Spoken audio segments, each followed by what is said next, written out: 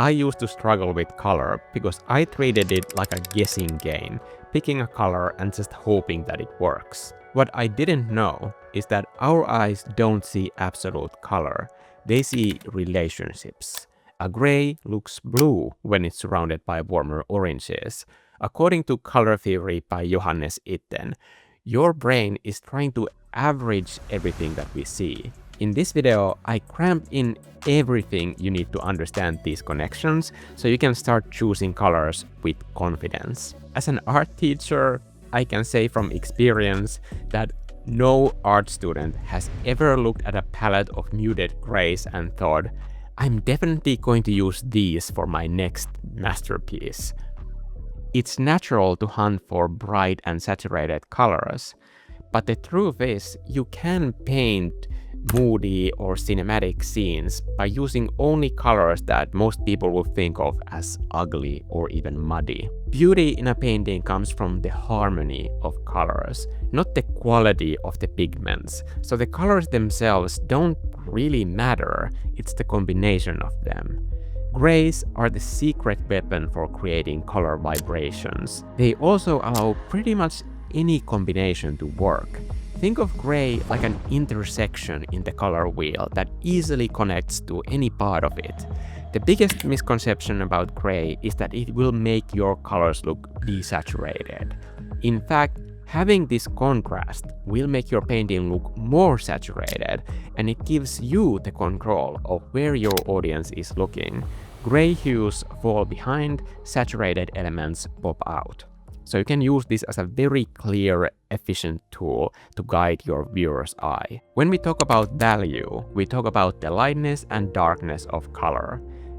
Value explains what the audience is looking at. If you turn the colors of your painting completely off, it should still read. But color is not secondary to value, and I see this online all the time and it just drives me crazy. Color tells them how to feel about what they are seeing.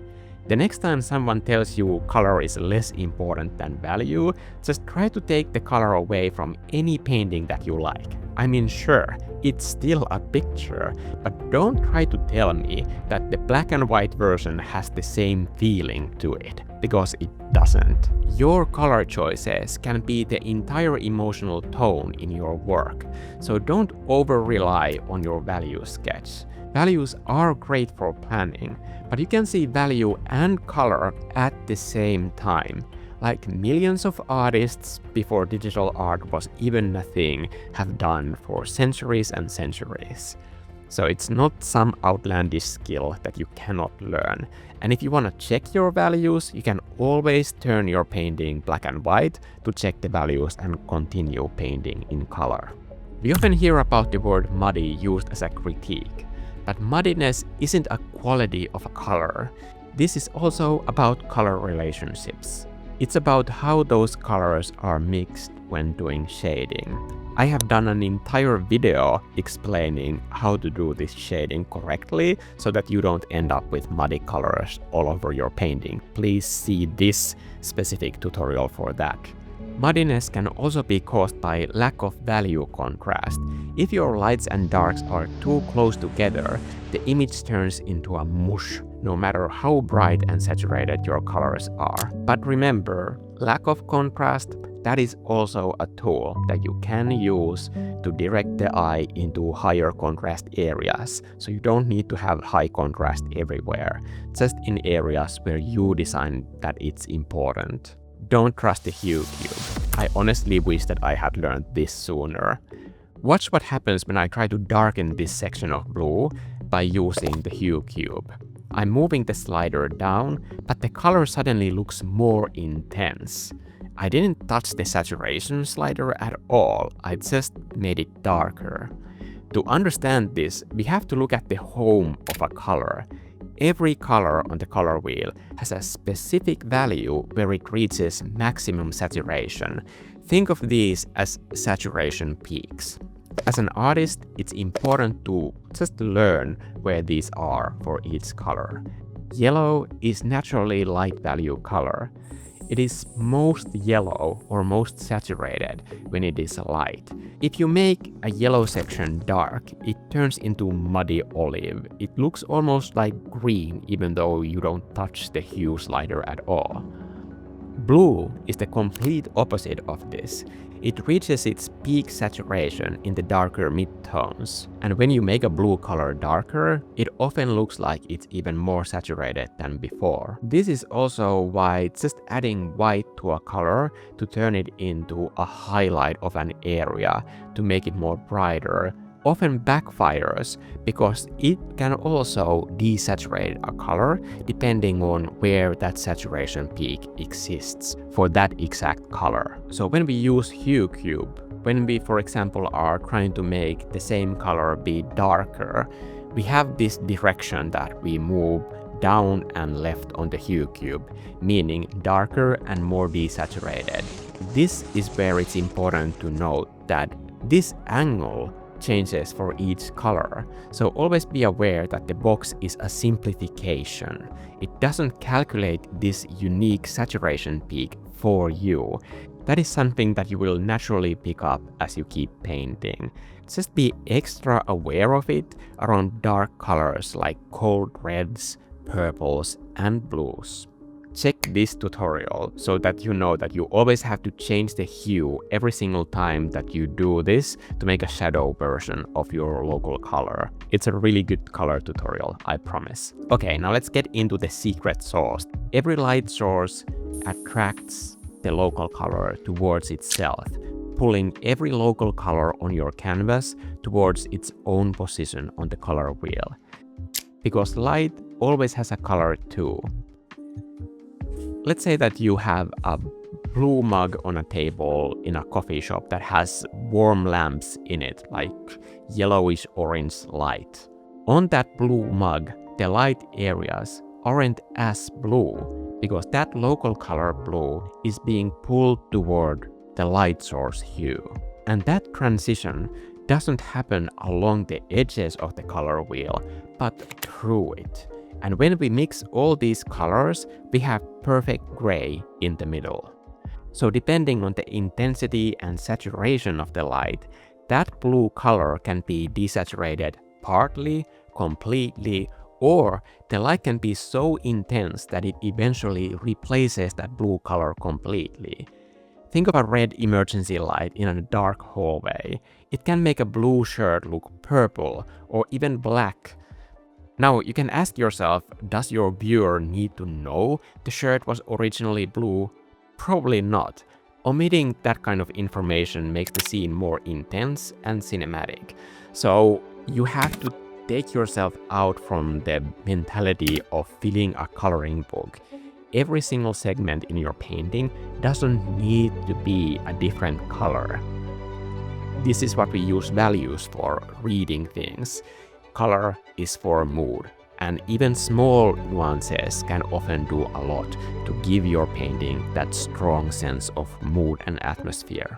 Color theory should affect your entire environment design. So stop treating walls, floors, and sky as objects that are just props in your scene, and start treating them as light sources.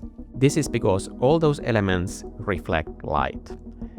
Reflected light is also always a mixed version of the original light source hue, because it's being filtered through the surface that it bounced from. If warm light hits a red floor, the resulting color is a mix of the two. These surfaces always filter the light, stealing some energy and changing the hue before it hits the next object.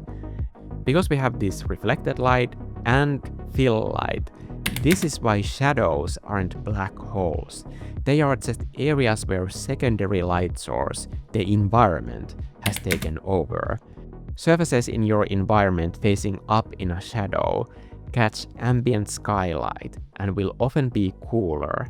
This is how you paint what's outside of the frame and give the illusion that your world continues beyond the edges of your illustration. Now, I don't want you to think of this video as a checklist of things to render for every single surface.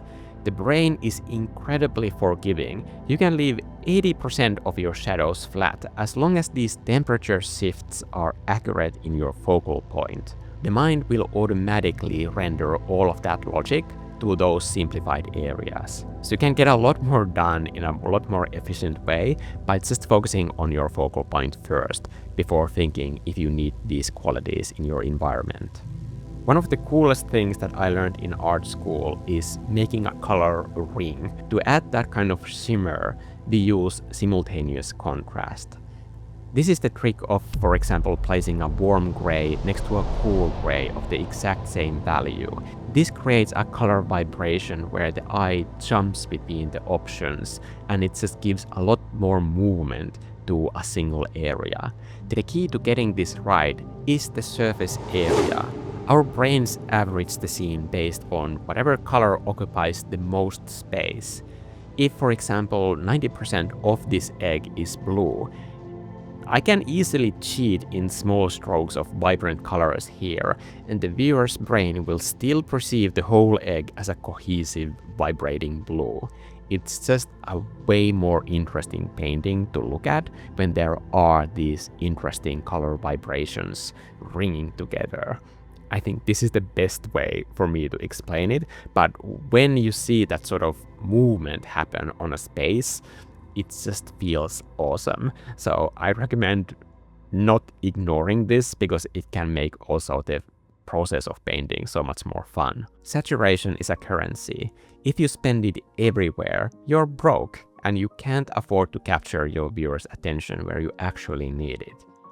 So think about where those bright and saturated colors go, and for this, we can use those grays. They are the hidden weapon to make all of your paintings look way better.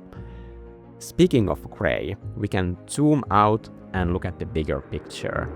We use atmospheric perspective by graying out the background to push it deep into the distance. Particles in the air gray out objects the further away they get. Gray happens to be the most reactive surface because it has no dominant hue of its own to fight back. This is why distant mountains don't just get lighter, they effectively become the color of the sky when they are back there. This amazing transformational quality of gray can also be used in scenes where objects are close up, because you can use that to convey the color of your light source as those gray surfaces take on the appearance of your light source. Now that we have gone through all this color theory, you might think, where do I start practicing this? Do I sign up for a course or something? And to that, I say just watch this video and do the assignment in that video, because that's the most efficient way that my art students learn how to harness this color theory in practice in their paintings and level up all of their art going forward. If you like this video, please hit like and subscribe. I'm Mikko and I'll see you guys in the next video. Bye!